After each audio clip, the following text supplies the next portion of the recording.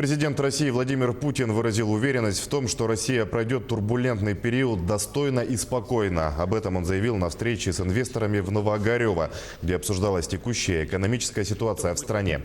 Путин отметил, что правительство России и Центробанк имеют инструменты для сохранения стабильности на фоне макроэкономической неустойчивости. Задача правительства и Центрального банка – сделать так, чтобы всякие негативные явления, связанные с этими процессами, были минимизированы, чтобы граждане России не почувствовали на себе никаких негативных явлений с этим связанных, сказал президент.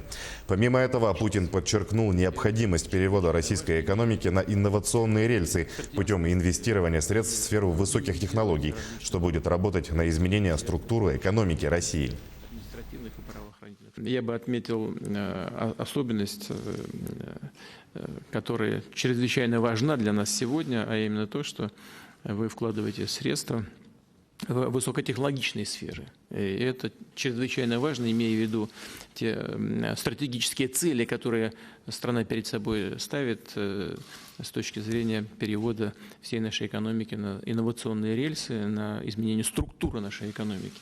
Ну, а мы со своей стороны будем делать все для того, чтобы создать для вас соответствующие условия, создать условия для вашей работы, гарантировать эти вложения, гарантировать капиталовложения, инвестиции, обеспечить их безопасность и минимизировать различного рода риски, связанные в том числе с деятельностью административных и правоохранительных структур.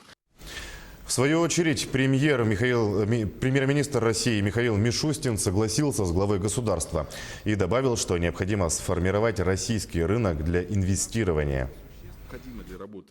Считаю, что очень важно именно сейчас создать в России те условия для инвестиций, которые необходимы для работы венчурных фондов и вот таких инвесторов, и сформировать также российский рынок для инвестирования.